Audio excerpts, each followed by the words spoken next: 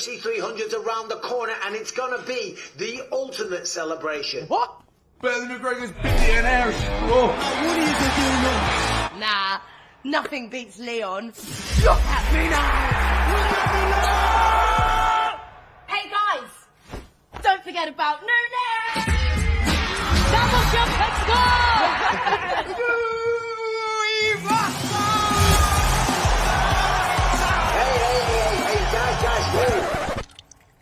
Hey, guys, come on. Look, they are all iconic, but nothing is gonna compare to UFC 300. Now you can celebrate. This is so crazy. UFC 300, the ultimate celebration.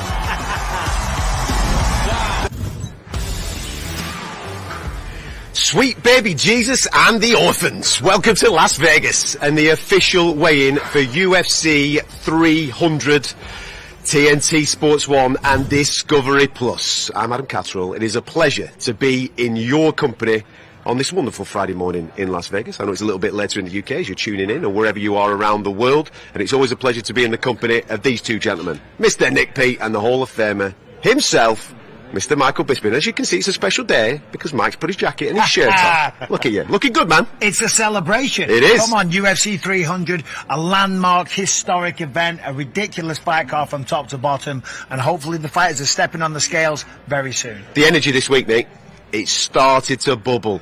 We're starting to feel it. Yesterday when we were doing the press conference, obviously we all had big grins. You could feel it from the crowd. We're going to feel it a little bit later on with the ceremonials, but there is a bit of nervous energy in this particular room because the guys and girls have got to hit the scales in a minute. Exactly. You know, obviously the big chat all week has been around Kayla Harrison because she's been in such tremendous shape, yet she clearly is some way off 136 pounds. That will be the big chat this morning if she can make weight. When she does make weight, I'm like, Mike, she can't be a professional. Why would she not make weight?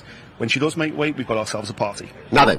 All week, we've been telling everybody that this is the most stacked card of all time. We're going to prove it to you right now. Check this out, right? Here's your main card. Obviously, we've got two world title fights there. Alex Pereira taking on Jamahal Hill, light heavyweight, men's division. Zhang Weili is taking on fellow countrywoman Xiaonan for the women's strawweight title. We've also got to chuck in a little bit of BMF title action there as well. Charles Oliver is taking on Arman Tsarukyan. He's what is being classed as a world title eliminator. And maybe the next big thing, Bo Nickel taking on Cody Brundage. Doesn't stop there, kids. Does not stop there. Stick with me, all right? Because we've got the prelims too. Check that out for a featured prelim.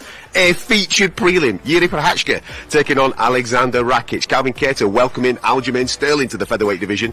Holm welcoming Kayla Harrison to the UFC, and Sadiq Youssef and Diego Lopez. Diego Lopez, one of those fighters that has really shot to fame over the last 11 months. Looking forward to seeing him do his thing. Now, normally, at this point, we'd stop. No. We're going to keep going because we're bringing the early prelims as well. Jalin Turner taking on Renato Moicano, Money Moicano, who's in great spirits this week. Jessica Andrade, former champion, taking on Marina Rodriguez, and then you've got Bobby Green versus Jim Miller. Oh my days, that should stick. We should stick a BMF title on that as well. And then two former world champions kicking off the show. Davison Figueiredo taking on Cody Garbrandt. And breathe. Jeez. Right. Here's the information that you really need to know because we are doing something quite special for you. We are bringing you the early prelims on TNT Sports 1 and Discovery Plus from 11. Come and join us for Cody Garbrandt and Davison Figueiredo. Then we'll bring you the prelims at 1. Then we'll get stuck into the main card from 3. It is a special card. That's why we're doing it. And we would like to thank the people at Fight Pass for allowing us to do that. Now, if you are a big fight fan, I'm sure you've already got Fight Pass where you would normally get your early prelims. But if you haven't, I thoroughly advise you to subscribe to it because they've got the biggest bank of UFC footage ever. You could even go back and watch this man fight. Yeah, he used to be a fighter, you know. He used to do a bit. He was actually pretty good. He used to be the champ. Yeah, that's right.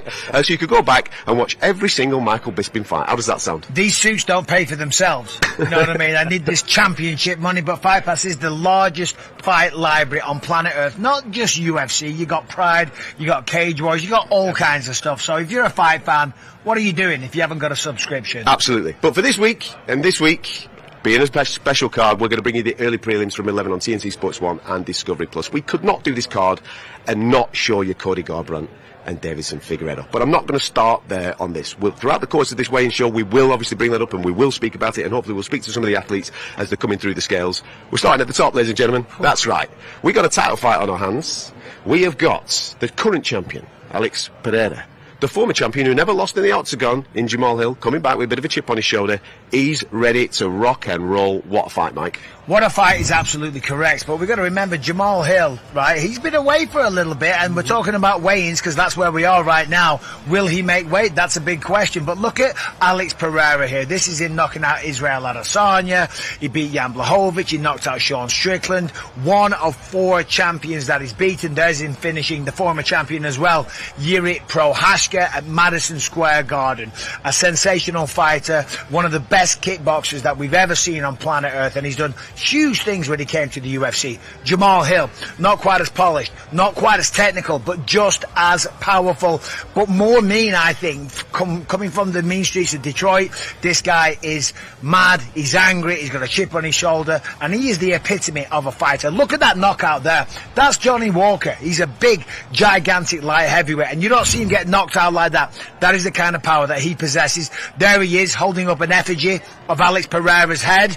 That started a little bit of trash talk yesterday. Look at this right now, the way he holds it up. Look at that. It's like medieval times, holding up the head that you've just decapitated, you know. That's what he's saying right there. He's saying, that's going to be your head. I'm taking your head. I'm taking your belt. I'm taking everything you worked for, Nicolas.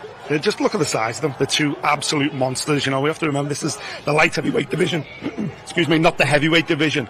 But look at the biceps. So many people look at Alex Pereira there. He's one of the most intimidating looking dudes on the planet. Never mind in this sport, just period. But Jamahal Hill is not intimidated whatsoever. Look, size-wise, they pretty much match up to each other. Record-wise, very similar. Neither of these guys have been around for that long, you know. You've got to remember, Alex Pereira's only been in the UFC, 2 years? Yeah. He's already a 2-weight champion. Jamahal Hill's only been in MMA for 7 years himself. So they're still both pretty fresh in terms of this sport, but they both carry power. They're both looking for a knockout. Judges, have this fight off. Someone's getting carried out. Listen, on the press conference yesterday, you could tell the animosity's there. From Jamal's side, there's a little bit of a chip on his shoulder. He's got a point to prove. And that kind of... I was already in anyway. I was in on the fight. I'm now even further in because of that. Well, because Alex Pereira is being celebrated as the biggest deal in mixed martial arts right now, okay? A 2-weight champion and all the accolades that I spoke of before. That really rubs Jamahal Hill up the wrong way. You know, yesterday there was video of him getting gifted a solid gold Rolex and things like that. He's being celebrated as, you know, potentially the future of the sport. And Jamahal Hill sitting on the sidelines thinking, hold on a minute, that's my position, that's my role. Jamal tore his Achilles tendon. Yeah. Right? Why did he tear his Achilles tendon? Because he was playing basketball. Remember, this guy was offered a basketball scholarship. He is a serious athlete. So, yeah, he only started mixed martial arts in 2017. Look at how quickly he rose and ascended through the ranks and became the champion. And with that basketball scholarship offer, that shows you the kind of level he has, the kind of explosive power that he has. And as I said before, we've all spoke about it, the mean streak that he has. Yeah. This fight's going to be phenomenal. From an Alex Pereira point of view, you speak about speed. I mean, how quickly has he just ascended to where he's at as a 2-weight world champion in the UFC? It's been phenomenal, and obviously, you know, the initial reason was because he had history with Israel Adesanya. And Israel had cleaned out the middleweight division, and they fast-tracked him into that position. But then, when he got in with Izzy, he knocked Izzy out, become champion. They rematched. Izzy got his revenge. But then Alex, you've seen him there, how gigantic he is. No longer for middleweight, comes up to light heavyweight. That's 4 consecutive champions that he's beaten on this rise to the top. There's a reason why he's here, and he is one of the most talented kickboxers we've ever seen. But he's also getting the type of ground game, the takedown defense skills from his coach Glover Teixeira, which is ensuring that every fight stays on its feet. The good thing for him is, and Jamahal Hill, neither of them are going to take each other down in this fight. They're going to swing for the fences. We're going to see who's got the best chin. It's got to be calculated though, hasn't it? Give me the keys to victory for both of these guys. Well, for Alex Pereira, it's keep it technical. If he keeps it technical and he keeps it at a kickboxing range, as I say, he's one of the best to ever do it. And I don't think Jamahal Hill, for him, that's the path to victory. He's going to make it a slugfest. He's going to go forward and put Alex Pereira on the back foot. As I said, Pereira, when he's standing there and he's operating, he's pretty. He's technical. He's technically perfect. You know, nice little leg kicks. He doesn't overload on anything. Even even when he's hitting the bag, he doesn't look like he's loading up, but when he connects, the bag goes flying. He has natural power. If Jamahal can go forward, pressure him, put him on the back foot, get in his face, and just kind of make it a little messier, that's where Jamahal Hill shines, and that's where Alex will have a weakness. There you go. You can hear the dulcet tones of John Anik in the background, who's going to be calling you through this fight a little later tomorrow night. I'm just looking at the clock. They've gone early. Unless my clock's wrong. It might be wrong, but I think 9 o'clock it says. Oh, you've got the official UFC watch. Oh my word. Gifted this week. Not exactly the best endorsement there. You've just set it wrong. I have set it wrong. You've set it wrong. I need to stick another minute on it. Right then. Who have we got in the background there? So there you go. One half of the core main event, Xiaonan, has come through, hit the weight. I like this. I like it when the title contenders, champions are on the scales nice and early. Well, I say it every time. The sooner you weigh in, the more time you have to recover. Cutting weight takes a dramatic toll on the body. If you do a big weight cut, there's Max Holloway again, right? When you're fighting for titles, right, you've got to do that extra pound. You get a pound allowance when it's a non-title fight. Let's say 185 is the category. If you're not fighting for a belt, it can be 186. Yeah. As a champion, it's going to be 185. So there's an extra toll on the body, and it dehydrates you. It affects your ability to take a shot. It affects your cardio going forward. So the rehydration process takes a very long time. The sooner you get on the scale, the sooner you can rehydrate, and the better you will perform. You're just having a little bit of problem with a camera on the scale at the moment. We'll get that sorted for you in a moment or two, because I know you want to see these boys and girls on the scales. But whilst we were talking there, Holloway came through, as you were just saying. Gaethje followed him straight after, so the BMF title is on. Two of the biggest, most consummate professionals in the game. There's a reason why they've been so successful inside the octagon and outside of it, and that's because they're first on the scales. Job's done now. Go and rehydrate, replenish themselves. They're going to need to replenish themselves, because as we're all expecting, they're both going to leave a little piece of themselves inside this octagon tomorrow night. Yeah, and listen, yesterday at the press conference there was no animosity. As you say, they're professionals, they've had incredible careers, they're two of the most exciting fighters in the game.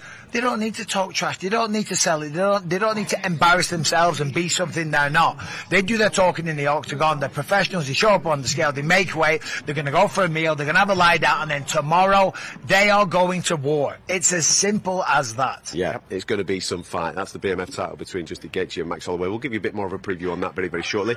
In the background, you might be able to see over our shoulder, Holm just hitting weight there. It's going to be interesting to see where her opponent's at. That's the big narrative today, isn't it? Of course it is. Kayla Harrison. Of course it is, and I'm kind of keeping one ear open here, because I've got a feeling Kayla will be weighing in pretty soon. I don't expect her to use the full 2 hours allowance. I think she'll be on the scales. Well, you keep one ear open and I'll keep one eye open. There we go. Yeah, exactly.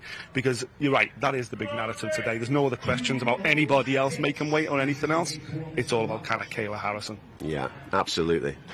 She's looked good though all throughout the course of the week, hasn't she? I mean, she looks in phenomenal condition. She's a professional. But Jamahal Hill, we need to talk about this. I think he's going to make weight, but he got really heavy when he tore his Achilles tendon. You've seen him this week though. I have great shape, doesn't he? But he's not exactly, he doesn't got a six-pack and all the rest of it. And last night on Instagram, he did a little video. And yeah, it was I saw hilarious. that. It was funny. He was like making, light of how hard it is, the suffering. And he showed him, he pours a little bit of water in a cup and he gets a little bit on his finger and he's just rubbing it on his gums. When you're cutting weight, you're so thirsty. I used to just take an ice cube now and again and just suck on an ice cube. Oh, glorious. It was heaven. It's like, can I have another ice cube, coach? Like, no, that's it. No more ice cubes for you. That's it. Ice cube. You've had your one. On the scales at the moment, Charles de Bronx Oliveira is just about to hit it. We speak about the chip on the shoulder from Jamahal Hill. He seems to have a little bit about him as well as Charles at the moment, doesn't he? Well, he always does. He's a very serious individual, and I think he realises the test that Arman Tsarukyan possesses as well. He wants to be the champion again. He wants to fight Conor McGregor. He wants to do massive things in this sport. Of course, he already has them. For my money, he's the most exciting fighter in the sport. Most finishes, most bonus, most submissions, most fight of the night. You could list them all day long. Go on Wikipedia. The records that he has is ridiculous. You don't become that kind of fighter. You don't come from the favelas to becoming champion of the world unless you're a serious dude, Adam. Yeah. You know what I mean? He was promised that. He's not skipping about having fun. Exactly. He was promised that rematch with Islam, and it was only injury that knocked it, and then obviously of course, his religion keeping him outside the octagon. And I think Charles's attitude is, oh, wait a minute, I was promised, and it was almost scheduled, the rematch with Islam, and now suddenly you're saying, wait a minute, who's going to be the standout lightweight to fight Islam? It's me! I ain't gone anywhere. And I think he wants to do a number on Tsarukyan just to cement that position. And he'll need to, because Gaethje might do it, Poirier's already done it. There's so many options out there for Islam right now that he has to make a statement. There's a few on this card that are looking to be making that statement, as you just alluded to there in the lightweight division. We had a big conversation earlier on in the week. It does come down to performance, doesn't it? This weekend, if you perform and you do something spectacular and capture the imagination of the fans, you could be fighting for the title next. Listen, meritocracy definitely stands. It is definitely something to consider. But it's also this sport, what have you done for me lately? Yeah. And the fans demand it. If somebody goes out and has the most wild, insane performance, it's a back-and-forth slobber-knocker fight, and then they get a ridiculous knockout, wow, all of a sudden they're hot property. People want to see them fight again. The champion wants to fight them. That's exactly what Dustin Poirier did against Benoit Saint-Denis. So, for example, if Gaethje goes out there and kind of scrapes by in a lackluster decision, which I don't expect to happen, but let's just say he did, but then Charles Oliveira or Arman Tsarukyan go to war and get a knockout, they're going to skip the line and they're going to jump ahead. That's just the way it works. Yeah. Listen, we might have draws, we might have injuries, we might have all sorts of things coming tomorrow night. That's the beautiful, I suppose the beautiful thing about the sport is that it is so unpredictable. We don't know. Sunday morning we might have a bit of a clearer picture, but at the moment, we've said it all week, Dustin Poirier's been. He's fought Benoit Saint-Denis, he's put in the performance, he's currently the front runner. Yeah, and he's the guy that's not having to throw down tomorrow night. He's the one that's just going to sit in the audience, enjoy it all, and if these fights play out the way we expect, we don't expect either of those fights to be easy fights.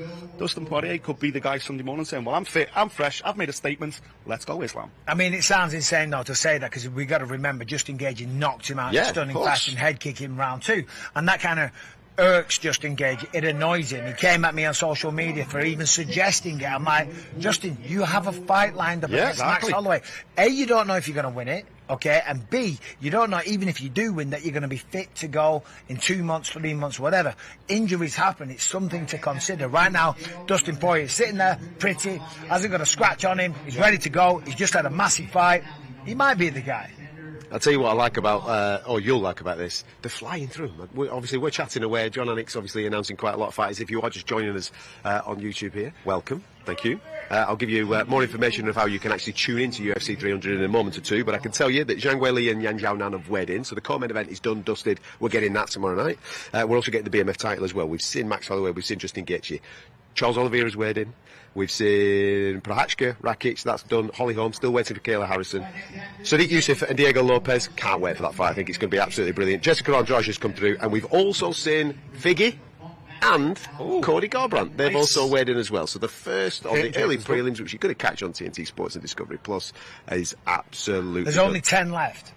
Yeah, flying. They are flying through these. That's it. This is the easiest payday I've ever got. We'll make this here for tougher. Yeah, 20 minutes. Let's go. But Kayla Harrison, that is the big question. Yeah. But, you know, we've got to imagine that she's done all the preparation. She's a pro. Who else? Arman Tsarukyan. He typically has a big wake up. And Jamahal. That's the one that you were talking about before, weren't you? Jalin Turner. Yeah. Big boy. Jalin Turner is gigantic for the weight class, with gigantic power and the skills to match. Aljo. Who's that? Aljo singing and dancing. Aljo, there we go. That's going to be interesting to see how he adapts now to a new weight division against the guy that's reinvigorated in Calvin Kattar. I think we forget that Aljo made more bantamweight defences than anybody else, and then obviously he lost to Sean O'Malley. But prior to that, he said, this is my last fight here, I've got to go to featherweight, my body won't allow me to do it anymore. I had a chat with Mirab, his best friend and training partner, who's now in pole position to fight for that bantamweight title. And he said, listen, Aljo was sticking around at bantamweight because he had the belt. And as soon as he lost it, he was always going to move. He had to move. His body wouldn't allow him no more. I think we're going to see a replenished Aljo right here. But also, he's matched up with Calvin Kattar, who is like, come on, then bring it on. Because Calvin's been in the mix at featherweight for an awful long time. He just can't get over that final hurdle. He just can't make that last step into contendership. So he'll want to make a statement as well. It's a great fight. If Stipe Miocic is the greatest heavyweight of all time because he defended the belt the most amount of times, by the same logic, Aljamain Sterling is the greatest bantamweight of all time. He defended it the most, 3 times. Going up against Calvin Kattar, there's definite similarities in the fight that he had against Sugar Sean O'Malley. It's a tall, long, great, effective boxer. At 145, they hit a little bit harder. Calvin Kattar's had some time away as well, so he's, reassessed things, let the body heal, and come back very, very hungry. It's an intriguing fight. It is. And as you saw yesterday, I mean, obviously there's tons of respect between all the athletes. We only saw a little bit of animosity between the main event, and we're still waiting for them to hit the scales. But I'm really looking forward to seeing what Aljo does with Calvin Kattar, and likewise the other way, because this could be a big statement for Calvin Kattar. We all saw him get pieced up by Max Holloway, let's be honest. Yeah. But he's made the changes. He took a bit of time off, replenished himself. This is a massive night for him. If he can beat the former champion in the weight division below, it'll propel him. Yeah, listen, I was speaking to some of his team yesterday as well, and they absolutely jumped at this opportunity. As soon as Aljo lost the belt and it was confirmed he was coming up, they put their hat in the ring straight away. They said, we want a piece of him, because beating a former champion is the scalp that he's been desperately looking for, as I say, to propel him into that. Okay, now you're looking at maybe a final eliminator job, you know, and likewise the other way around. If Aljo gets a big win over Calvin Kattar, it's Aljamain Sterling. He's probably going to get a title shot soon. Jalin Turner just made weight. I know. 155. How does he do that? You know him well, man. I mean, how tall is he? He's 6'3". And he's hitting 155. Hitting 155, and yeah, he's lean, but he's got a lot of muscle on him as well. He's extremely fast, extremely quick.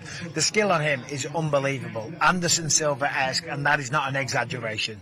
He's a big boy. Hey, look at that. There you go. You can tune on in. We've just been speaking about this man, Calvin Kattar, just hitting the scales there. He's taking an Aljamain Sterling.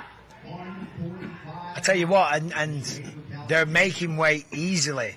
You know, they're not even just hitting 146, the limit. They're making 145, 145 and a half. Mate, it's a big show. And there's $300,000 on the blooming bonus. You don't want to be missing that. And that's right, because if you miss weight, you're no longer eligible for a bonus. So, you know, listen, it stings, it affects your career, the UFC lose faith in you, the fans are annoyed. It's just embarrassing as a fighter. You can't control if you're going to win or lose. As a professional, you've only got two obligations that you have to live up to. Yeah. You show up on weight and in shape. If you don't show up on weight, don't consider yourself a professional. And if you don't show up in shape with the ability to push your pace for 3 rounds or 5 rounds, again, you should be ashamed of yourself. They're the only two things that you control. And then on top of that, if you lose, you miss weight, you're going to lose the ability to earn an extra 300,000. I think that was probably the rhetoric last night with a lot of these guys. Yeah. Coach, please, just one more ice cube. Do you want 300k or not? Okay, I'll leave the ice cube then. For those that don't know what we're referring to, yesterday at the press conference, Dana White was put on the spot a little bit. He was put on the spot on 2 occasions. So regarding the BMF title, who's going to slap that on? The winner, Mark Coleman, is going to be the guy who is an absolute BMF, and we all cheered that. And then 2 seconds later, shall we upped the normal bonuses? The normal bonuses are $50,000, right? That's what's available for fight of the night and performances of the night. But because it's 300, Dana agreed to up that to $300,000. So you can take home, you pay to show, you pay to win, and if you put on a hell of a performance, you can win an extra 300k. Well, sometimes you can get knockout of the night and fight of the night. You could get an extra 600k. Wow. It's not a bad day's work. On top of your fight bonus or your fight purse. Let me cut you, boys. This is the big story. Let's get back to the scales, because Kayla Harrison is about to hit the scale. Here we go. This is, for the first time in her career, aiming to hit 136 and making her UFC debut. Wow, look how drawn her face is compared to just yesterday. That's incredible. Wow. There it is. Wow. There it is. Amazing. And the relief, honestly. You can tell. The relief, I'm telling you, after you've been through that process, it's just please, when you're walking out there, you're hoping and you're praying and you're sucking in and you're breathing out air. Believe it or not, that's what fighters do. They're just doing everything they can. Some people raise their hands in the air because they think that affects the scale and makes it a little lighter. It doesn't work, but whatever helps you mentally. And when they say it, you just and you go backstage, you start replenishing, you start hydrating, having a little snack and a nice lie down. Because you need a nap. Of course. Listen, the last 12 hours for her would have been horrific. And absolutely a fight before the fight. And right now, if you spoke to her, and said, you're in contendership now, can you do championship weight? She'll kill you. That extra pound, absolutely no chance. But the most important thing is, she's done it now. Yeah. She's done it once. Her body knows how to react to it. Her body is now, accustomed to it. And I think a big performance against Holm, she could be the new face of women's MMA in this sport. But listen, it's a big now rehydration period for her, isn't it? Because she hasn't hit this weight before, so let's see how that then affects performance tomorrow night. She's taking on a serious cat in Holm tomorrow night. It's a hell of a fight, but you're right in what you're saying. If she can make a statement and get a big victory against Holm, I would not be surprised if the UFC are putting her in with Raquel Pennington next. Well, Holm has experience in beating this exact same fighter. Let's remember, the biggest women's mixed martial arts star that we've ever seen, and one of the biggest stars in the entire promotion was Ronda Rousey, and that reign ended via Holly Holm's head kick. She used the footwork, she used the boxing, she used all the skills that she acquired in the boxing world to stay away and avoid the takedowns and avoid the clinch. And then when the time came to finish it and put a ribbon on the bow, or whatever the expression is, head kick, knocked her out, heard around the world. She's done that. She's been there, done it, got the t-shirt. But she's 42 years old. Yeah. And let's be honest, in this game, age is a real number. There's a reason why people retire when they get around the 40 mark. Yeah, absolutely. If you are just joining us for our weighing show, we're still waiting for the main event. Pereira and Hill haven't hit the scales as of yet. Co-main's done. BMF title's done. Everybody else has come through, bar Arman Tsarukyan. We haven't seen him yet. We haven't seen Marina Rodriguez. And I know for a fact he's waiting till last. Jim Miller, right? It's the Jim Miller show, ladies and gentlemen. Come on, let's be dead straight about this. It's his week. A man that was on UFC 100, a man that was on UFC 200, and this week gets the opportunity to have the hat trick of being on UFC 300. There's no way that he's coming out yet. He's waiting till the end, isn't he? He is waiting till the end, of course he is, and also, you know, you've got to fancy the fact that if he's successful against Bobby Green, if you get, listen, he's in great form, so there's absolutely, he can be. He'll get, not only will he get himself a ranking, not only will he, this is like this, a second coming, if you like, a Jim Miller, maybe it's third or fourth coming of Jim Miller to go. He's been around so long, but he's got to be in pole position for one of those bonuses, so, and that's an awful lot of money for anybody, no matter how long you've been in the UFC. $300,000 is nothing to be sniffed at. Listen, and let's just remind ourselves, for people that don't understand, he was on 100, 200 and now 300. UFC 100 was in 2009. That was this man was on it. I was on it. It was a great night for me. That was 15 years ago, you know, and that's a lot of toll on the body. And of course he had fights before that. That wasn't his UFC debut. Fought at UFC 200 and 300. Let's look at put it what like is it? Is it 44 UFC 100? Right, yeah. I was a contender. I got sparked. UFC 200, I was a champion. UFC 300, I'm a retired old commentator, and I'm a commentator. You know, and he's still in there, still doing it at the highest level. Yeah, and fighting the guy who's ranked. Like, it's not like he's just here, you know, making the numbers. Put Jim Miller in, because, you know, it's UFC 300, so we can leave him all.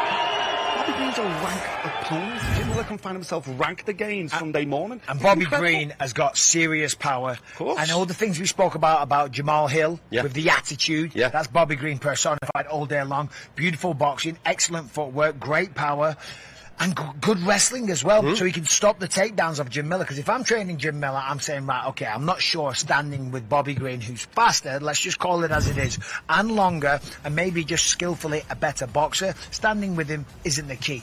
We've got to push him up against the fence, look for takedowns, hit double legs, whatever the case may be. But Bobby Green's a really strong wrestler. Yeah. And the fire in his eyes yesterday when it was announced that there's 300k on the line. You know that he's coming out. Yeah. It's Bobby Green. He always comes out. Yeah, I think Bobby Green is at a stage in his career now where he isn't necessarily thinking about the ranking or thinking about a title opportunity or anything else. Right now it's about bank. It's about making some money. It's about being a consummate prize fighter. But I'll tell you what, he won't have to go looking for Jim Miller. Jim Miller's in the form. The form he's in right now is just, it bucks the trend of what a fighter should be doing at this stage of his career, who's been around for so long. He's still taking necks, he's still cracking people on the chin. And I don't know if it's because he's at this stage of his career where every fight might be his last, which is kind of given this new freedom to be, I've seen every style, I've fought every style, I'm just free to do what I want now and just enjoy this stage of my career. And it just seems to have unlocked a bit of magic in him. I was lucky enough to spend a bit of time with him this week, and we spoke extensively about him going through Lyme disease, of which he got in around 2014, 2015, and how that affected not only his professional life, but also his real life. Because there's for those that don't know too much about Lyme disease, you get symptoms of dementia and various things like that, and it affects your brain and all these different types of things. And getting that diagnosis, the relief of getting a diagnosis, helped him then reassess where he was at, and he's just grateful. He's thankful that he's still. Because he thought his career was over. Yeah, he thought his life was over. Yeah. So he's thankful and he's grateful for the opportunities. Like you say, he's taking every fight as it comes. He does have a target in his head. Because I was having a chat with him about, is this it? And he goes, no, man.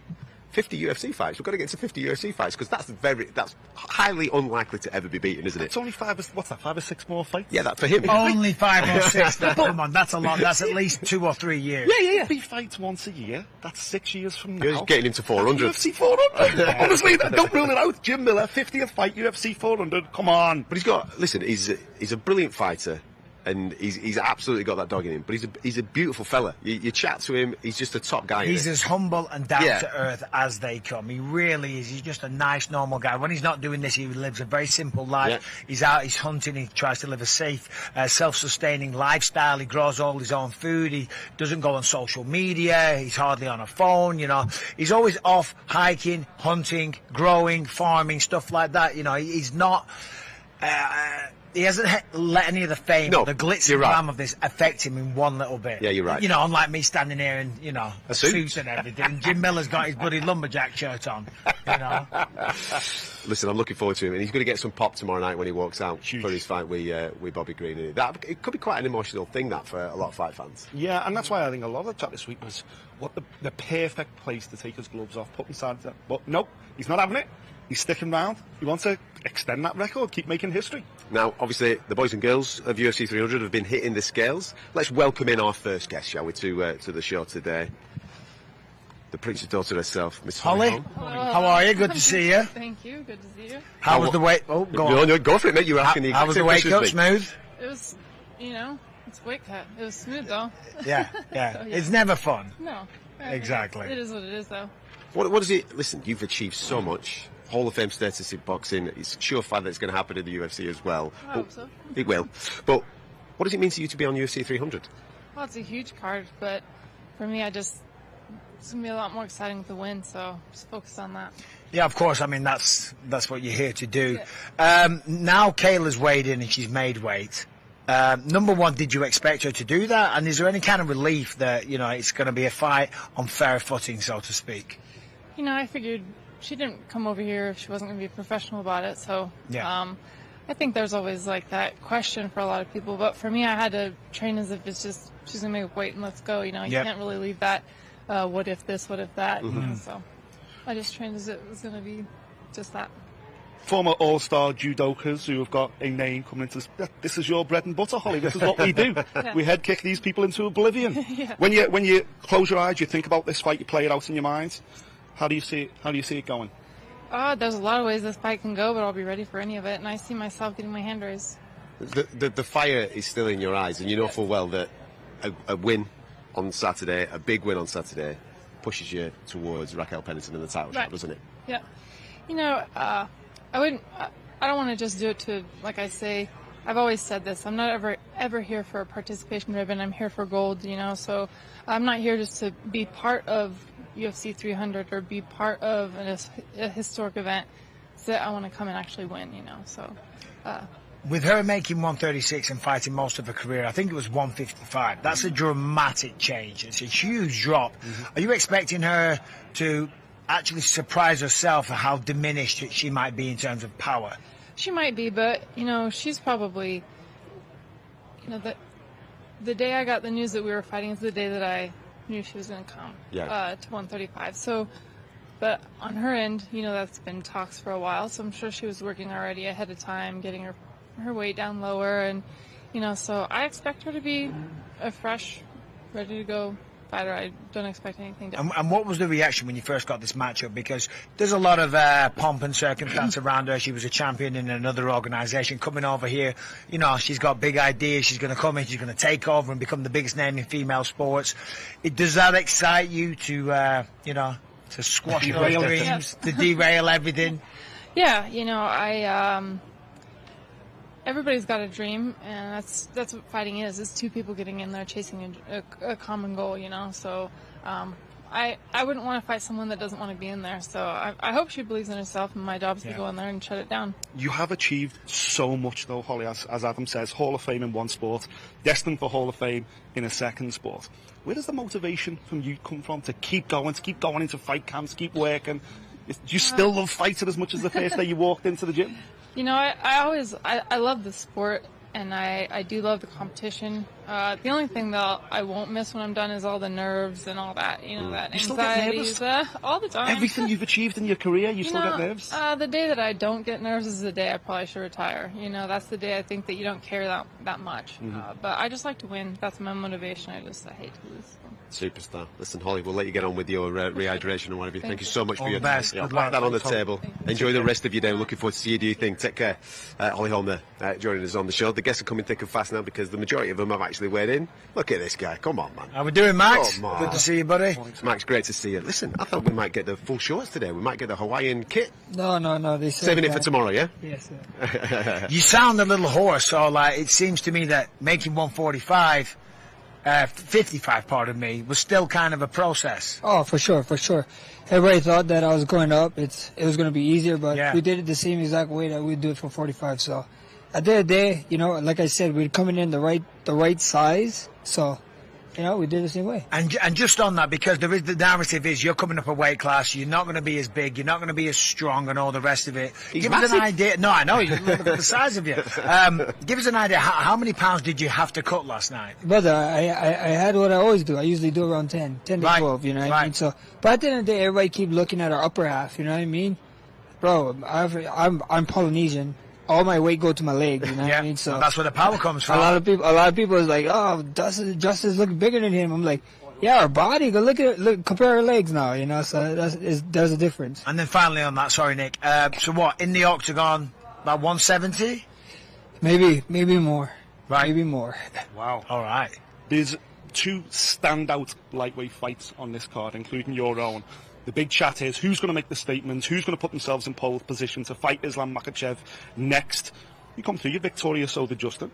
Are you interested in that direction? Or because we've got a new champ down at featherweight as well, and featherweight is your division, Max. First thing is first is the highlight, you know what I mean? I don't want to become his highlight, Tomorrow night I want a blessed highlight. So at the end of the day, it is what it is, Michael know what it is. He's been fighting with the UFC for a while.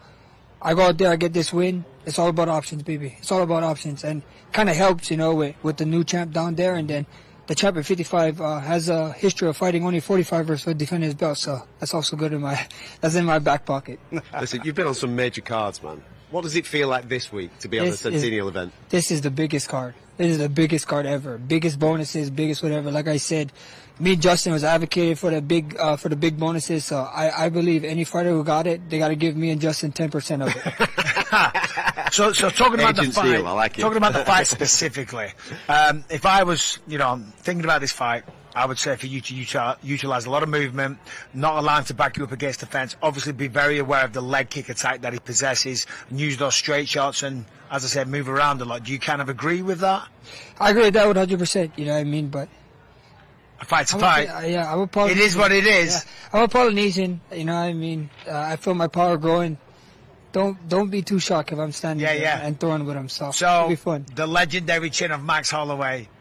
And hands, everything. Yeah, and the hands, but the chin. I mean, you've never been knocked down. You've never been knocked out. Justin Gaethje ain't going to be the first one to do this. We see what happens, you know what I mean? I like to call my chin vibranium, from Wakanda, so we see what happens. We've just had Holly Holm in here, and she said even though she's achieved all she has in the sport, she still gets incredibly nervous, and then that's one thing that she says. When that goes is probably when I'm going to hang them up. Max, you've achieved so much in your game.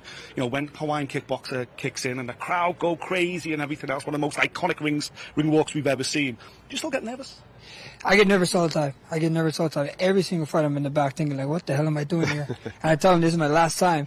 And then I start to think, there's nothing more that I could do that's going to pay me this much, so I need to get my ass out there. So, at the end of the day, you get nervous. If you're not getting nervous, then you didn't prepare. You know what I mean? All fighters, I think, go through that. Right before you walk, you think, why am I doing this? Yeah. But then you go out there, you get the win. Yes. It's the best rush on planet Earth. It's what Mike Tyson said. We get nervous, we're scared. But every time I walk, I hear the song, the closer I get, I just feel unbeatable, undefeated. We go out there and go put on a show. With a matchup like this, with Justin, it cannot not deliver. We were joking yesterday. Has Mrs. Holloway, has she already got that $300,000 spent in her mind? We see it happens. We got a house that we're building, so that'd be very nice. Awesome. That'd be very nice. Awesome. Listen, go and rehydrate, my man. We're looking forward to see you do your thing. Go well. Thank you. All the best, Max. Top man. There you go. Max Holloway. Top man, Max. Nice one, mate. Whilst Max was talking to us there, you will have seen in the background that one half of the main events The former champion, Jamahal Hill, came through at 205. We're still waiting for Alex Pereira, the current champion. But he looked good on the scales there. I've just caught it on the side of my screen there. Jamahal Hill looking well. Good. I mean, listen, the fact that he was poking fun at how hard the weight cut was said to me he's going to make weight, no problem. You're not going to do that. If it's all panic stations in the hotel room or in the sauna or whatever, you're not making reels and memes and you know what I'm saying? So it was never in question, let's be honest. No. For those that are just joining us, we're still waiting for Alex Pereira, still waiting for Arman Tsarukyan, and Jim Miller is going to keep us waiting. It's his show, innit? All right? So everybody else has come through. Nobody's missed weight as of yet, which is always a good thing, especially... Two left. Three. We've got Pereira, Tsarukyan, and pardon Miller. me. There you go. The Tsarukyan one, that's a serious conversation, because he's a big dude. He's a big dude, and he does have a big weight cut coming down. He's not missed weight, so I don't envisage anything like that happening, but it doesn't surprise me that he's one of the last to get on scales. Speaking of big dudes, you ready for this? Birthday boy from yesterday's here. Shall we bring him in? Let's bring him in. The one, the only champion. Tommy Two Legs. Tommy Two Legs here. How's it going? How are you, Mr. Aspinall? I was feeling good, mate, but I just spilt milkshake on me in the car. Turn up, Mike Bisping's here with the suit on. Looking fantastic. I'm doing well, though, mate. Good. In town, obviously, showing the face, let's just say, being in and around UFC 300. What's the latest with you? How close are we to seeing you back in the octagon? We are getting closer. We're getting closer, and it's going to be coming up soon. Everything's going good. We all know now it's official about UFC Manchester. So obviously, my eyes are on that firmly at the moment. Good. Obviously, I don't think you can say who the opponent is going to be, but in your mind, if you could pick one, who would you like? Well, we know that John Jones isn't going to happen. That's the ultimate opponent for me. I technically have a loss to Curtis Blades, so if you're asking me who I'd like to fight, obviously I want to get that one back. But we'll see what happens. That's something, the tone of voice tells me that it might not be. We'll see what happens, mate. I cannot confirm or deny at this stage. All right. Obviously, listen, the other option, of course, is Cyril Gane. And we were in Paris with Cyril Gane. He brings over a big army. I'm sure a big load of French fans would be flying into Manchester. That fight kind of makes sense as well in terms of noise. But for you, Tom, no one's ever defended an interim belt when there's an active title belt out there. Is it frustrating to be like, I'm making history for all the wrong reasons, if you like, when you want the big one? It's happened a few times. Not in heavyweight. Not in heavyweight. And as Nick said, I don't believe it's happened when the champion's actually talking about coming back. Exactly. Yeah. Strange, I'm going to throw a big word in here, juxtaposition. Yes. I'm in. Wow, Tom, you've changed. I'm very clever, very, very intelligent, but I feel like I'm the best in the world. And I need to be, I feel like if you're the best in the world, you need to be prepared to prove that. And I am. Yeah. I was quite shocked when you guys met up at that expo recently, and it was a nice interaction, and you said, you were so respectful, and you said, I would love to share the octagon with you one day, something like that. And he said, we'll see. And I was shocked that he didn't take that opportunity to say, listen, Tom, of course, I'm the champion, you're the interim champion. I've got Steve here, let me take care of that. And don't you worry, sunshine. We're going to throw down, we're going to dance, and, you're going to realise how great I am, or something like that. But he just said, what did he say? He said, we'll see, right? Yeah, something along. I'm the same, I think. Why did he not say, right, let me get through Stipe, mate, and I'm going to come for you? That's what I would have said. But John Jones is John Jones, who knows? Just while Tom's talking there, Arman Tsarukyan's just hit the scales. You had a little bit of a question, because he is a big dude, but he hit it quite nicely, and he looks in really ripped form there. Tom, analyst time, main event, Alex Pereira taking on Jamahal Hill. What do you think? What's your prediction? I think Jamahal Hill is getting massively, massively overlooked. Well, thank you very much, because that's what I've been saying. I think Jamahal Hill is a solid technician. And you've been watching my YouTube channel. I'm a fan, mate. I'm a subscriber. But let's go. No, he does a lot of stuff really, really well, which I didn't really realise until I really studied him and broke him down. He wins the foot battle a lot. He controls the range really well, and I think, to be honest, he's going to surprise a lot of people. He's going to win the fight late on, in my opinion. You're doing on his own show now. Oh, TNT have splashed out on him. I know. Oh, they've gone big on him, right? On Fight Lab, you were talking about the Battle of the Feet. Yep. Just for people that haven't seen it yet, you should have seen it. Make sure you go check it out. It's absolutely fantastic. Just talk about that Battle of the Feet between Alex and Jamahal. Jamahal Hill does something really... When I first watched him, I just thought he's got a lot of power, he swings, he's dangerous, but when you actually break him down and how he puts his feet in the right spot, he controls the space, he's constantly aware of where he puts his opponent, which is some really, really high-level stuff, and he wins the foot battle a lot, and I think he's going to do it again tomorrow night, to be honest. I think he's massively overlooked in this fight. So, champion of the world. You've now got your own show on TNT That's Sports. right. And it's available on YouTube as well. Make sure you go and check it out. It's called Tom Aspinall's Fight Lab. He's hanging around By the way, I'm on it. celebrities all Just the let you know. time these days. But a little bird tells me that last night, even though you've got all this going on for you, you still would refuse to pay $10 That's right. to get into a karaoke bar. That's right. He did. Who's leaked this? He showed up, he walked him halfway across Vegas, said, let's go sing a bit of Yeah, this karaoke. is the truth. He This wanted is the truth. $10. He's like, no way, I'm not paying. I don't know who's leaked this. This is very unprofessional. We're not doing this again. But it is the truth. I'm not denying it. Never change. He's a northerner. I think this fight card is absolutely ridiculous. The greatest fight card we've ever seen in fight sports history, other than the main event, Tom. Which is the other matchup that you're especially looking forward to watching from cage side? Of course, Justin Gaethje. Of course, I'm a massive fan. Him and Max Holloway. Yeah. Everyone's a fan of them in the sport, let's be honest. But I feel like something that's flying under the radar. Arman Tsarukyan against Pereira. What an unbelievable scrap that is going to be. The scrambling from both guys, the grappling exchange is going to be... It's going to be something incredible. I absolutely can't... top to bottom, you look at the first fight on the undercard to the main event, every fight's amazing, but in particular, I'm looking forward to that. Right. When will we hear about your fight? You're going to have to ask the boss man, aren't you? Big Dana. I'm not sure. Have you sat down with him this I'll week? press him I've later. not. We have been having conversations, though. I've not Okay. spoken to him this week, but we spoke recently, and things are looking phenomenal for the next few years in the heavyweight division. Just in terms of Manchester, though, you must be extremely excited to be fighting at home. Of course, and I get there's a lot of people saying you shouldn't have to defend an interim belt, blah, blah, blah. Listen, do you really think I'm going to sit in Manchester and watch other people fight when that could be me? Absolutely not. Let me ask you this. When I fought in Manchester, they did it at like 5 o'clock in the morning. Do you know that's a shout. anything like that? I don't actually know at the Yeah. moment. Obviously, ideally, I'd like to fight on UK time. Of But if course. we have to do it, we have to do it. You love a nap, though, don't you? You love an evening nap. I don't do. you? We'll be all right, mate. When you're in a fight, it doesn't matter what time it is, realistically. I'll train myself so I can fight whatever time I want, and I'll be ready to go. Sorted. Listen, we're going to let you get on, right? Karaoke later on, yeah? I'll tell you what, Bispin will pay you in. I'll pay. He'll pay you in, yeah? We'll go karaoke later on, pal. Right. What's song number one? What are you going for? No, I just wanted to watch a bit of karaoke, you know, but we did end up... It's not a concert. In a country bar. That's pretty good, though. Yeah, we had a great these time in two the country bar. country music fans. Fantastic. Love a bit of that. Love a bit of that. Anyway, we'll let you get on with the rest of your day. Thank you Thank very you much, very guys. much for coming to join us. Cheers, There he Tom. is, Mr. Aspinall. Make sure you check out Tom Aspinall's Fight Lab, exclusive to TNT Sports. Joe Cole is the first guest on that particular show. We've got a cracking second guest coming up as well as we build up to it. UFC 301. That's good to hear, isn't it? He's kind of told us that he's going to be fighting in Manchester in the middle of the year. Yeah. I mean, yeah, he strongly alluded, you know. You used to love that. Fight. We spoke about it this week, haven't we? Fighting at home for a British fighter, for any fighter actually from around the world, to be able to fight in front of your local fan base.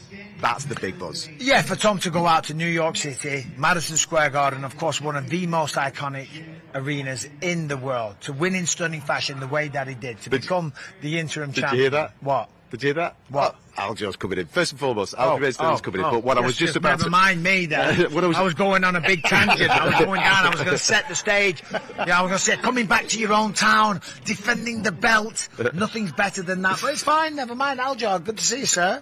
How you doing? 145. 145, featherweight. Let's go. How was it? Yeah, feeling good?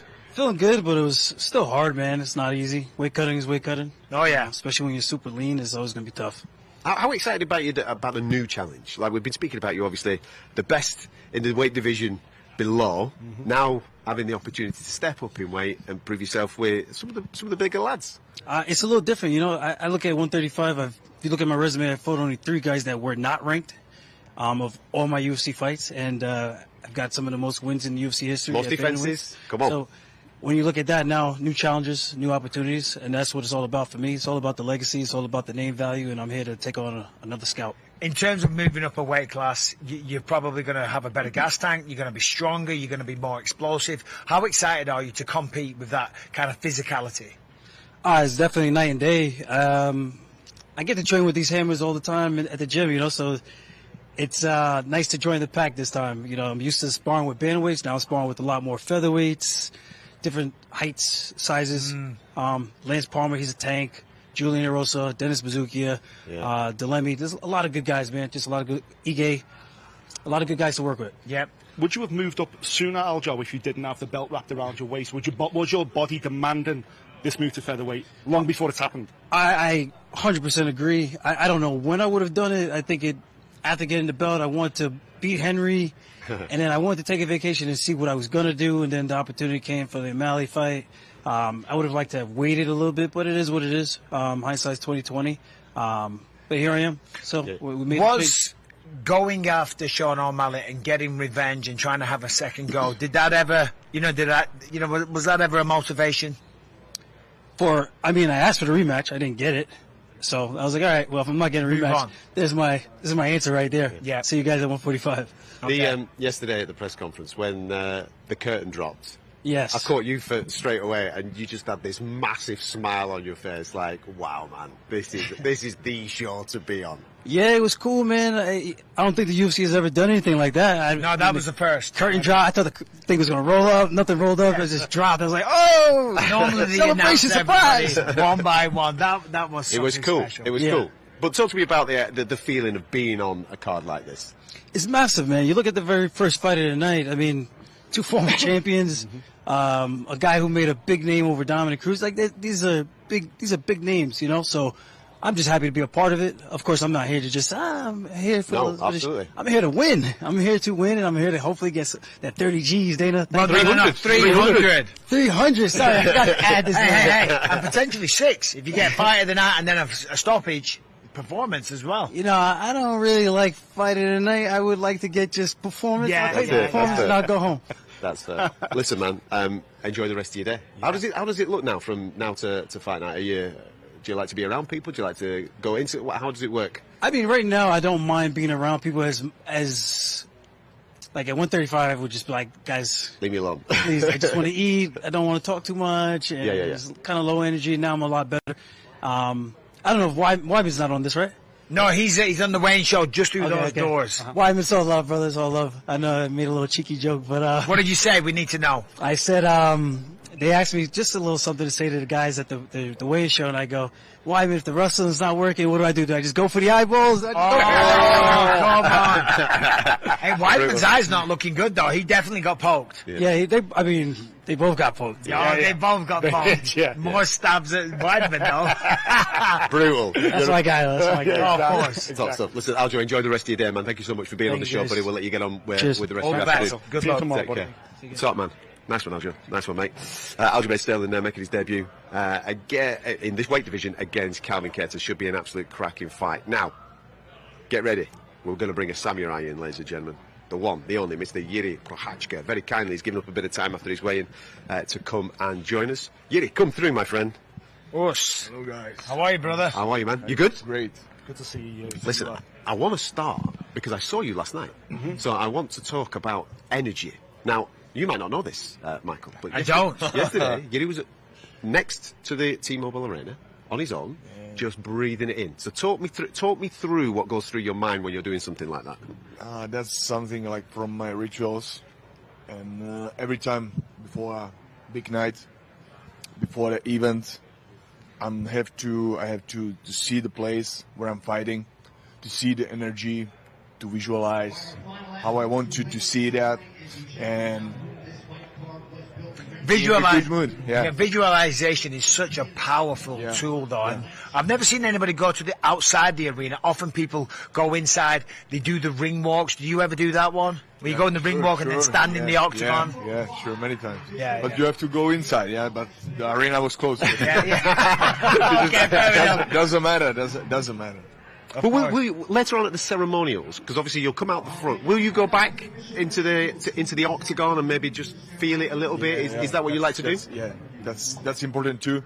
But if you have the chance to do that, like 2 days back, I tried to. Man, that was strong when I felt the energy from my last fight here in Apex with Reyes.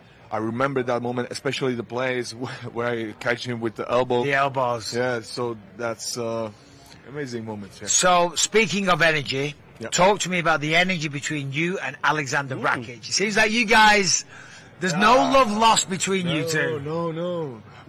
I have just I have just love for all the people. Oh, come on, don't lie, Jiri. Doesn't matter.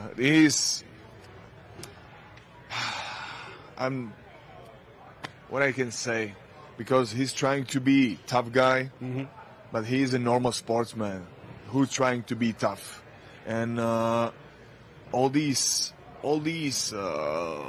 tough speaking from him. I'm not samurai. I'm who I am. Doesn't matter. Or he don't know me.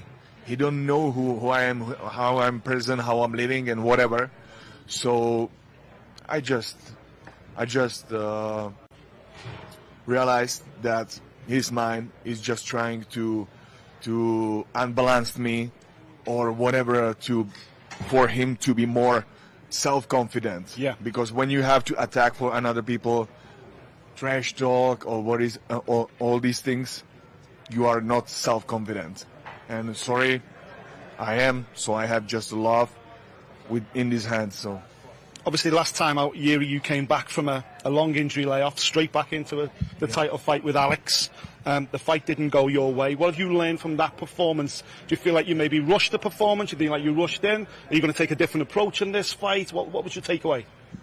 I took a lot from that fight. That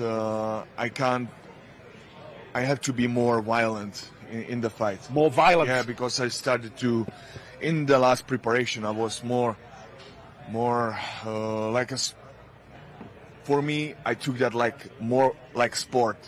Yeah, to be athlete and to be nice, and that was mistake. I was a little bit. You tried to be too technical. Yeah, afraid of my power to be too much violent to another one, but we are fighting. It's fighting, and I like these spiritual things. I have a respect for all the people, but here's the place to show the best from all of us.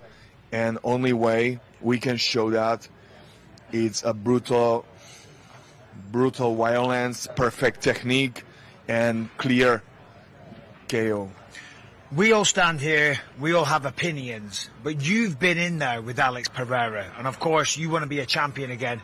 When you look at the main event between Jamahal and Alex Pereira, who do you think wins, and what do you think are the important factors in this fight? Yeah, the most important thing is if that fight will goes for more rounds, there will be more chances on Alex Pereira, I think, because he's more patient. He know how to wait for the right moment.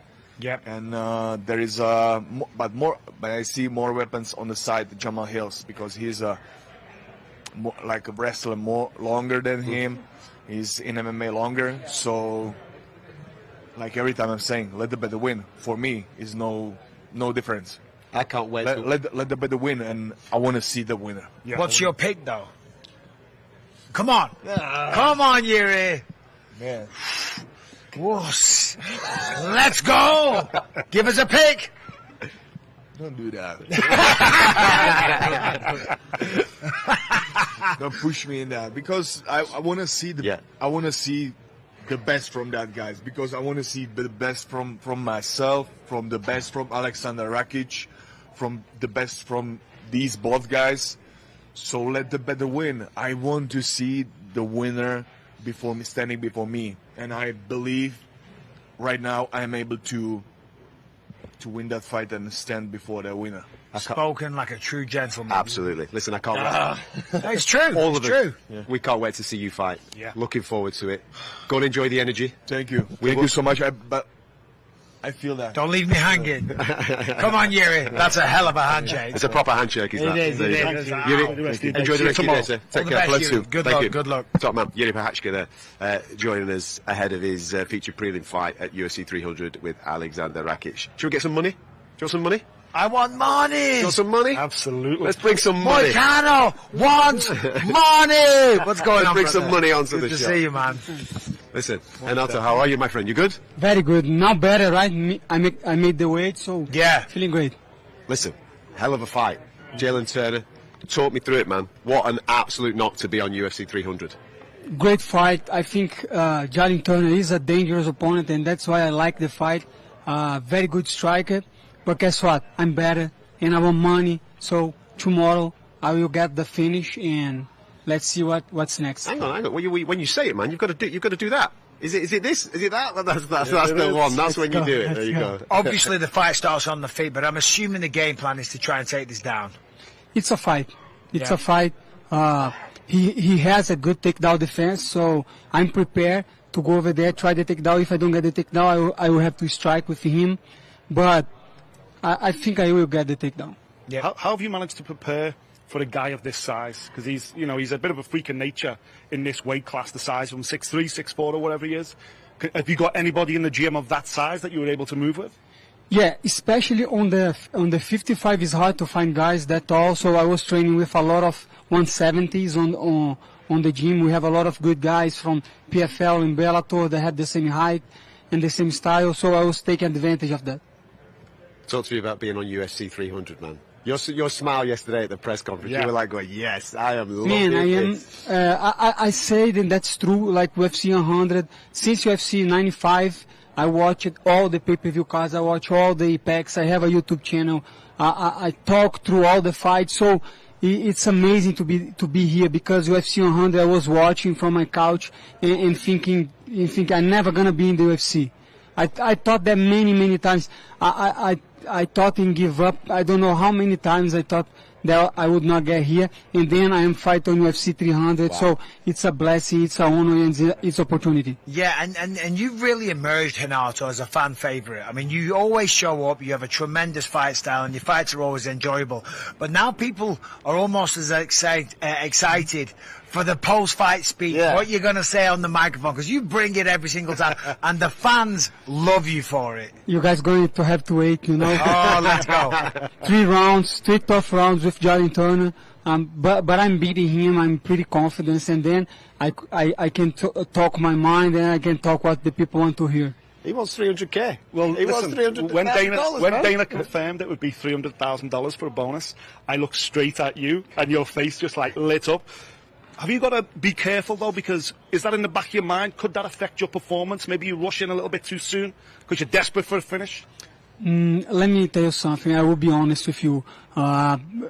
Soon as the night say 300K, I was happy, but at the same time this guy's going to fight hard. This guy's going to give everything, so I will take advantage of that. I think I won the 300K, but I want the victory most, because I think that is the most important thing. Keep winning, keep beating these guys, and get to the place that I want. Yeah, 300K, that's fantastic, of course, but it's all about being victorious, winning the battle, emerging and progressing on your path towards the title.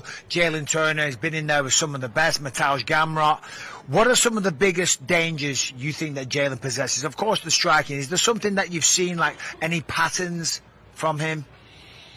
Yeah, but I can't tell you. Okay. No, I get it. You don't want to say it. I cannot tell you, but what I can say about Jalin Turner, I'm not disrespecting him. He's a tough guy, tall guy, good striker, but guess what? I'm not going to lose. You're going to replicate what Dan Hooker did. You're going to push him. You're going to take him to the later rounds. You're going to get him tired. You're going to wear him down, take him down, pound him down. Renato wants money! I say to you, I'm not going to speak that, but you did, so...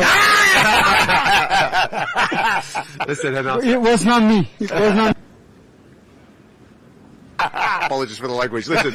I'm sorry. No question. That's not YouTube. Listen, we're going to let you get on with the rest of your day, my friend. Thank you so much for coming to join us. Thank you so much. Thank you all the fans. I appreciate the love, and Moicano wants money. That's right. Listen, we'll see you tomorrow night. Take care, buddy. Nice one, buddy. Nice one. And also Moicano taking on Jalin Turner on UFC 300. The guests are coming thick and fast, ladies and gentlemen. We ain't going anywhere just yet, because check this out. We've just been speaking to Aljamain Sterling, who's making his debut at this weight, a guy that's been at this weight, and as we've said, seems a little bit reinvigorated. Is one and only Mr. Calvin Kattar. Calvin? What's going on, Mr. How are you, Calvin? You well, mate? Good to see you, buddy. Good to see you. You're good. Listen, talk to me. We were kind of just highlighting, off the back of the Max defeat, the way that you just took a bit of time, recalibrated, and now it seems to be clicking in the octagon. Just talk to me about that 12-month period where you're just reassessing where everything's at. Yeah, it's all about timing. Had to sit back, reevaluate, and just listen to the people around me. You know, you got to have trust in the people around you. I listened to their input, waited for the right time to get back, and we had a tough test ahead of us with Giga, and we delivered. And now we got another tough test against us with Aljamain. Yeah, you've been in there with some of the best fighters at 145, legendary performances. Aljamain Sterling coming up, he sees you as a pathway to getting a title fight straight away at 145. I mean, number one, how does that make you feel? And how much does it excite you being the first guy to test Aljamain at featherweight? Yeah, it seems like everybody after they fight me or when they're about to fight me start calling out the champ. And even when they come up short or do or don't, it's like, I don't know. I don't get those opportunities or, so I gotta come away with a win over Aljo. I know he's looking for the champ next. But he'd be overlooking me to say those things. And, with a win over him, we'll see if that's enough. I know there's a lot of top contenders right now in the featherweight division. And, but where I'm at, coming off an injury in my last fight, I feel like I won the fight before and then going back to the Giga fight. So just crazy the way things play out, but you can't really control that. No one really. And right now I got Aljo, and that's what I can control is going out and put a stamp on him and make my claim why I'm still a contender in this division. It's an incredible fight card, of course, 300. And you being a student of this game, how excited are you to be on this card with this level of opponent and the level of competition around you and the $300,000 bonus potentially out there and everything else? This is what this game's all about, isn't it? Exactly. It's special. This is why you sign up for the sport. It's why you get started. Really, it's tough to take it all in this moment. I'm really focused on what I got to do on Saturday. Which is now tomorrow. Crazy how fast it goes. But, yeah, really just the talent up here is just insane. And what an honor to be up, competing on a card with them. And trying to stand out is going to be we're all going to have our hands full. But what a fight night for mixed martial arts. And I'm happy to go out and put on a show tomorrow night for all the fans back at home. Speaking of what you have to do, when you look at Aljamain as an opponent, when you look at his last fight against Sean O'Malley, right, do you see similarities between your style and how you can approach this fight with what Sean O'Malley did to him? Tall, long, use the straight shots, catch him as he's shooting in, things like that. Yeah, Sean did a lot of things really well in that fight. Not to, discredit Aljo so much, but, if styles make fights, me and Sean are a little different, but similar in the fact that we both like to stand up and definitely look to expose some of the things he was able to do in that fight. But, we have an idea what we're expecting with Aljo. He's got an idea what he's expecting with me on fight night, on tomorrow night. We'll see what's what. Listen, I absolutely love watching you fight. That's why I'm playing a few of your highlights here, mate. That shit gets me amped up. For the people to enjoy. When does the switch flick for you? Already happened, man. It's gone, has it? Checkpoint. Yeah, as far as first you got this weight cut, and then after that we call this it's just a good checkpoint. You're on the other end of the weight cut. Now it's just one. Well, aside from rehydrating properly, that's your next kind of concentration all day today, doing it right all the way in a fight night tomorrow. But after that, man, it's just me and Aljo in the octagon, and we get to play out all these simulations we've had in our head all camp, see which one finalize and materialize on fight night. Yesterday at the press conference, it was a big thing. The fans came out, and obviously it was a big spectacle. Today, obviously, you get the ceremonials, and obviously you'll have done a bit of rehydration, but stepping on them scales in front of the fans, feeling that energy, man. What's that like? Yeah, that energy's crazy. I got a taste of it yesterday. It was special, and I try not to take it in too much until after the fight. Even walking out, man, I'm already on 100, so I don't need too much to get me going. If anything, I need to dial back. So. But this is going to be one of those moments, though, when you look back, when you're retired, and you look back at your career, UFC 300, you're going to remember this to the day you die. For sure. No, this is it, man. It's what we all signed up for, and it's. I was challenging myself all weight cut, just to remember that we get to do this, we don't have to do this, and just being grateful for the opportunity. Even in the thick of it, the worst of it, almost in a sense, and because it's part of it. So. Yeah. Tomorrow night's going to be very special for everyone who's taken part, and I'm excited to just be a piece to that puzzle. Is it true your mum's out here with you, and do you often have your family around you? She's always with me, man. She don't leave me, and she got a dog Betty with her. But I'm telling you, should have seen her yesterday. She's been trying to see Charles Oliveira, her favorite fighter, all week. They didn't want to ask for a picture. Doesn't want to ask for a picture. All of a sudden, yesterday at the ceremonials, they're both wearing yellow outfits. It's just like serendipitous, Like, hey, Charles, you got to take a picture. Goes, gives her a big kiss on the cheek. I said, hey, only a picture, not a... Back up. But, yeah, it was funny, man. He's a great guy. But, yeah, she's happy to be out here. Everyone's happy to be out here. All my friends, family, they all came out to support.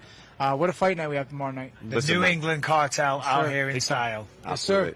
We're ready to put on a show. Enjoy it. Thank you, gentlemen. Enjoy it, man. Thank you so much. Thank Enjoy it. you very much. Aljamain Sterling. It's also on UFC 300. Like I said, the guests are coming thick and fast. Are you ready for another one? Here we go, because this is an official eliminator as per Dana White in the lightweight division. We got Charles Oliveira on one side, and we got this guy on the other side, Arman Tsarukyan. Arman, hello guys. How are you, sir? How are you, buddy? You good? I'm good now, especially. Yeah, of course. I had a water a little bit. Nice. Well, you got a big smile on your face. Yeah, so I did my workout, and this is like a one win already. Yeah, one win is done. Of course, the big win is tomorrow. Yeah. Talk to me about this matchup.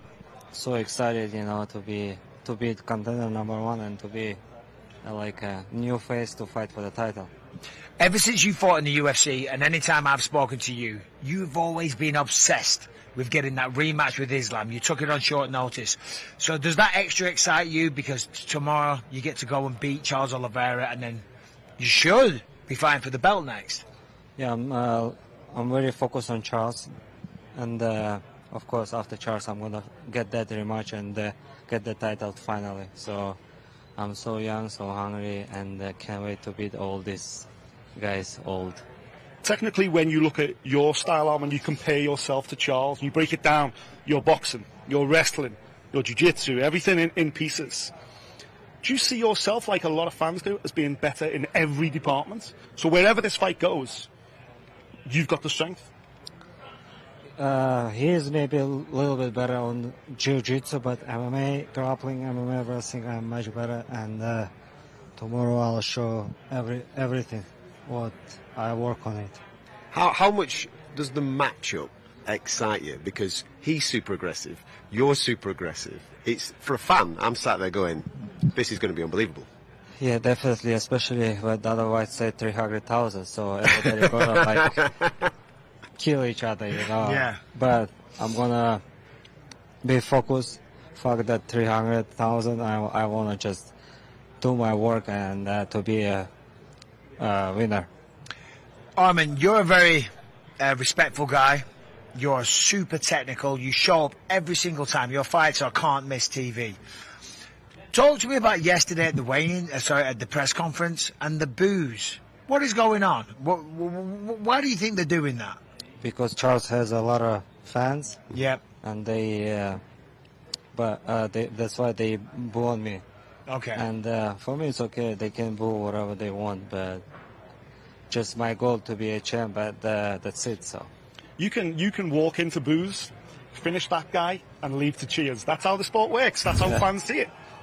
That I wanna do definitely tomorrow. There you are, weighing in facing off yesterday.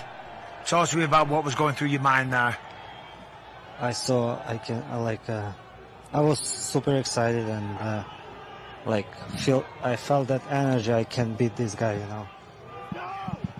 Regarding the card, I mean, it's stacked from top to bottom.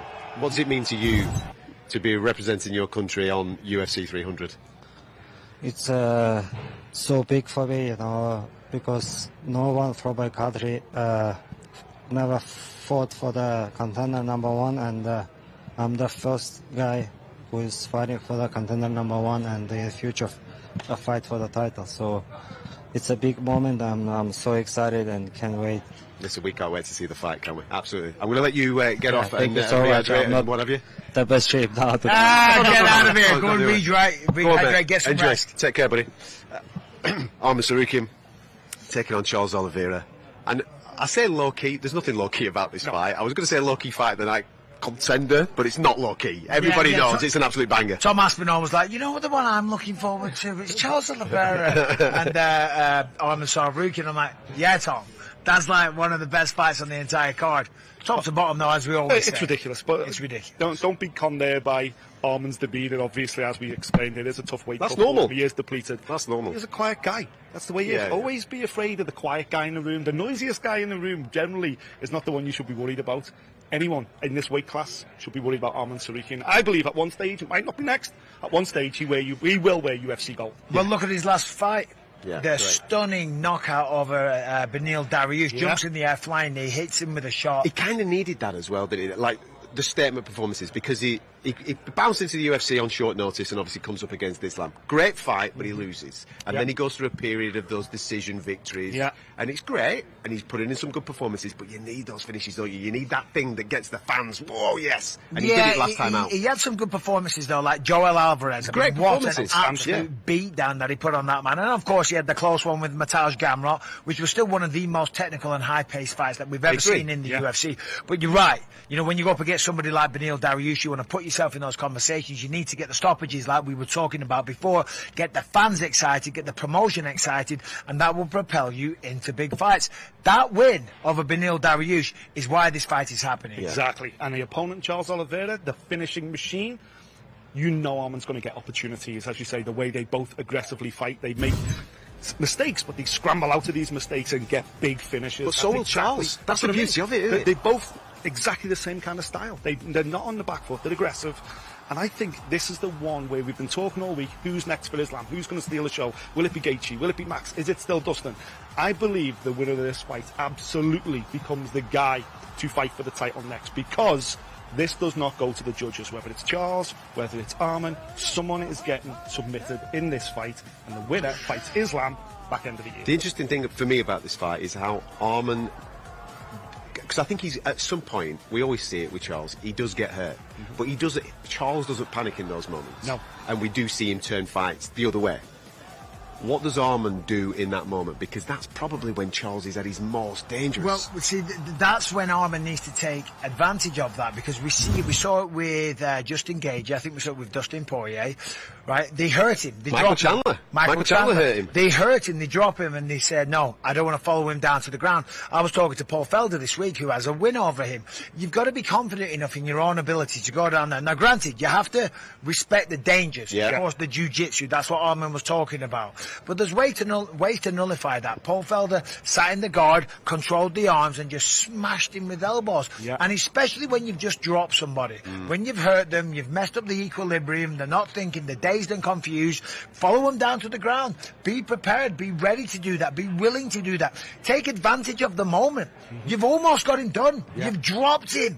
Follow him down. Take advantage of that. That's what Arman's got to do. You got to have that killer instinct. And as we've been speaking about throughout the whole course of the week, who's next for Islam seems to be the narrative in this lightweight division right now, and we've got four of the very best. I know that Max is obviously a featherweight coming up to it, but as we were saying to Max, if you beat Justin Gaethje, you're in the conversation at least, aren't you? 100%. It'll be literally down to him then, whether he wants to go back down and fight Topuria or take on the challenge of Islam. And I wouldn't write that off either, because for Max, that's an opportunity to become a two-weight world champion and to join that elite two-weight champion club. But I think we all agree that fight, we think both those guys are going to need at least 6 months respite.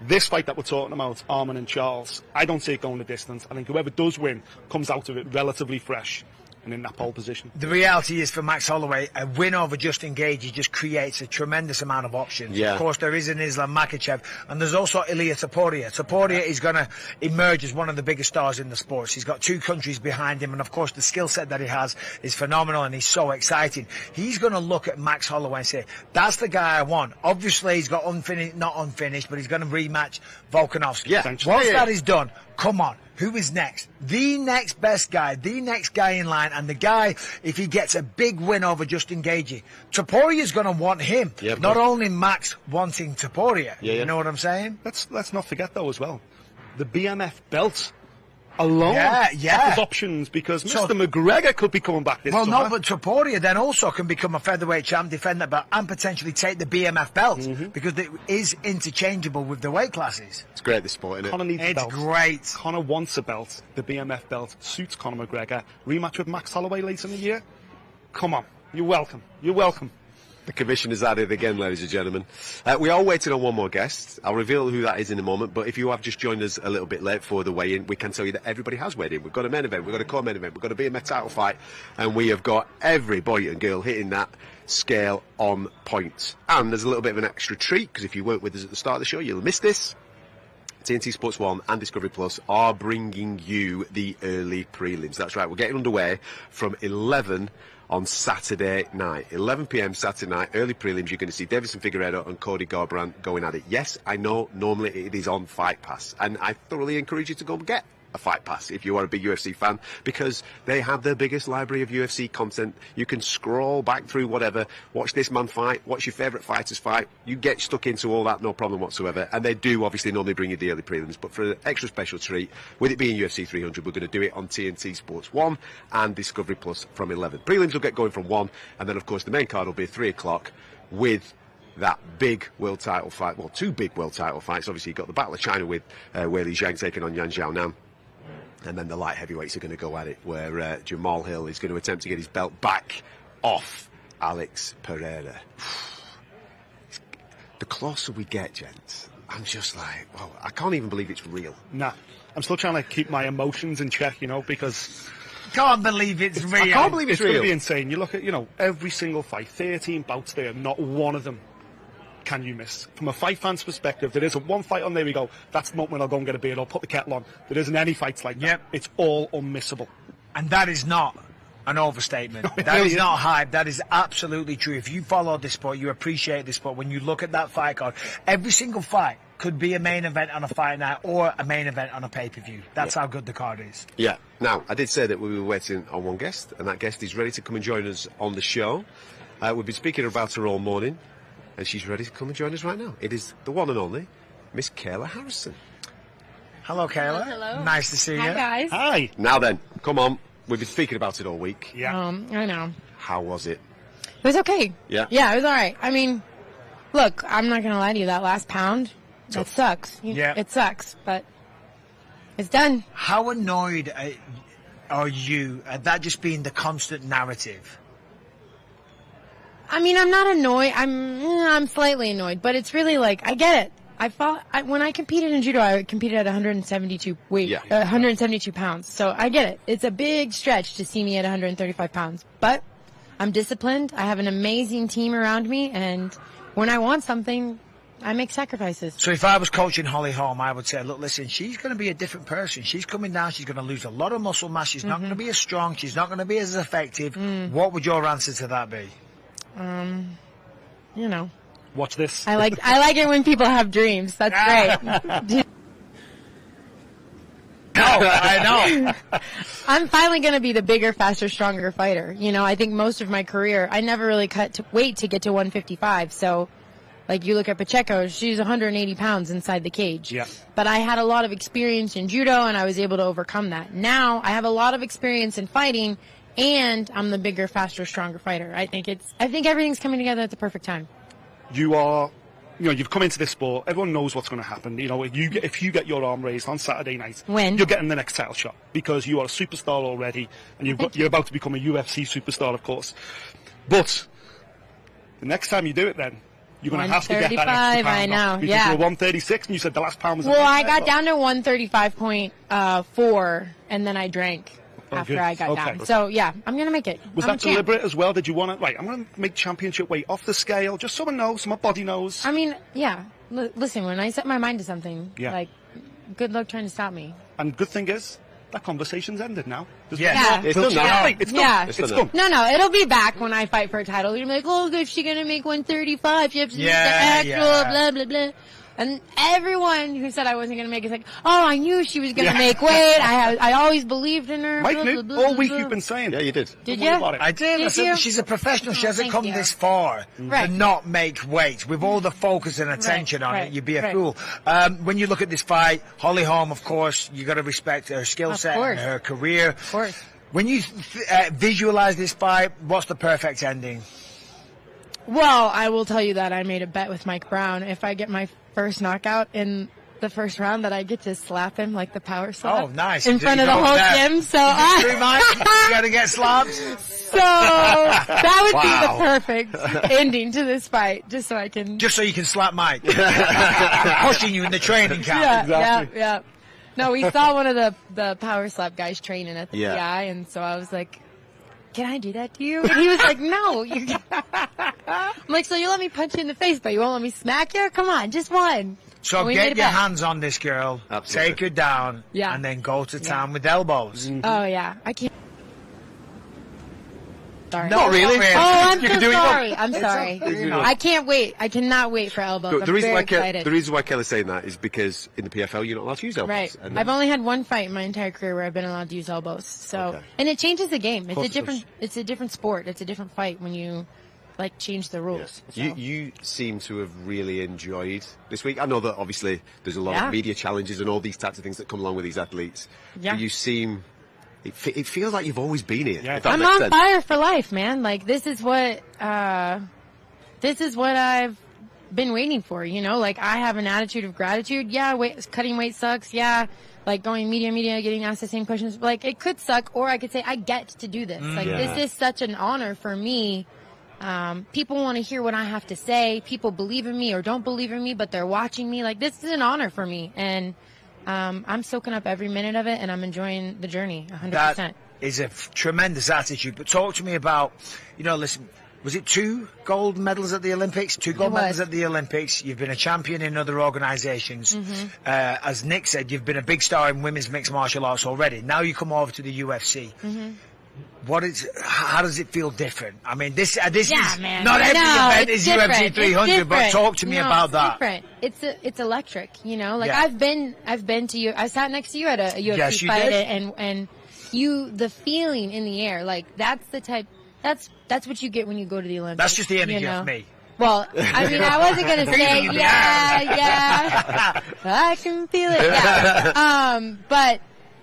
It's just different. It's where magic happens, and you know that. And that's where I thrive, and that's where I feel most at home, and that's where I feel the most Kayla and the most alive. And so I can't wait to get in that cage. I've been visualizing it since the day I started MMA, like going to the venue, having my hands wrapped, going through the warm-up, walking out, hearing Bruce Buffer say my name. Like, I can't wait for that moment. Hearing the crowd, like, the boo, like, all of it. I can't wait. Look at my goosebumps now with you talking. And now we're only one sleep away. It's here. Listen, go and enjoy the rest of your day. Thank you. I'm looking forward to seeing you slap Mike Brown. Yeah. Me too. I'll video it. Don't worry. I'll get someone to video. Thanks, guys. Thank you so much. Enjoy it. Great to have you. Take care. There you go. Kayla Harrison there, making a UFC debut tomorrow night against Holly Holm. Poor Mike. Yeah, poor Mike indeed. Well, she's got to get a first round knockout first. Of course. Yeah. But her energy all week has been absolutely fantastic. And I meant that. It does feel like she's just meant to be here. She's not a UFC debutant in my mind. She's come in, she's handled the media this week, she's had huge media obligations for somebody not in the title fight, because people realise what kind of a talent she is. She's a career champion in multiple sports, multiple disciplines, but this is the big show. But as she said, she's been dreaming of the big show for a long time. She's visualised it for a long time. She's been around the UFC before. You won't see a bigger smile backstage than Kayla Harrison once they put those UFC stamp gloves on. She will be buzzing. Yeah, I was going to say, I mean, she's tremendously polished, and she knows how to conduct herself as a professional athlete. You've got to remember the Olympics is as big as it gets in sports. She's been a gold medalist twice at the Olympics. She's been a champion in other organisations. She has been an athlete of the highest calibre her entire life. And now she gets to come here and potentially finish her career, her long, rich in history career as a UFC champion. I mean, what a story that would be. It really would. Listen, the story of UFC 300 is going to be special. It just has to be. We've got 2 former world titles kicking it all off. In fact, just in case you have just joined us, let's remind you of how this looks. There is your main card. 2 world title fights there with Alex Pereira and Jamahal Hill. Going at it for the light heavyweight championship. Zhang Weili and Xiaonan in the women's strawweight title fight, and then the BMFs are going to go at it. Justin Gaethje and Max Holloway. Charles Oliveira and Arman Tsarukyan, it's an official eliminator for the lightweight title, and then Bo Nickel a future star taking on Cody Brundage, who's got a massive opportunity to take out that future star kicking off the main card. That'll get going from 3 a.m. From 1 a.m. you've got Jiri Prochazka and Alexander Rakic doing their thing in the featured prelim. Calvin Kattar, we spoke to him a little earlier on, taking on Aljamain Sterling, making his debut at bantamweight. Then you've got Holm and Kayla Harrison, who we had on the show a moment or two ago. Sadiq Youssef and Diego Lopez. I tell you what, it's going to be noisy when them two boys walk out for the prelims. And then as an extra treat, on TNT Sports 1 and Discovery Plus, 11 p.m, come and join us for this, because we couldn't miss any of these fights, all kicking off with Davison Figueiredo taking on Cody Garbrandt, into Bobby Green and Jim Miller. Oh my days. Jessica Andrade is taking on Marina Rodriguez, and then the featured early prelim is Jalin Turner and Renato Money Moicano.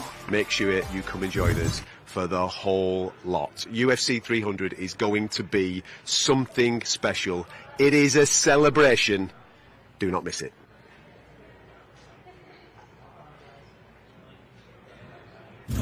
UFC 300's around the corner, and it's gonna be the ultimate celebration. What? Better than McGregor's Billy and Harris. Oh. What is it doing? Nah, nothing beats Leon. Hey guys, don't forget about Nunes! Double jump, let's go!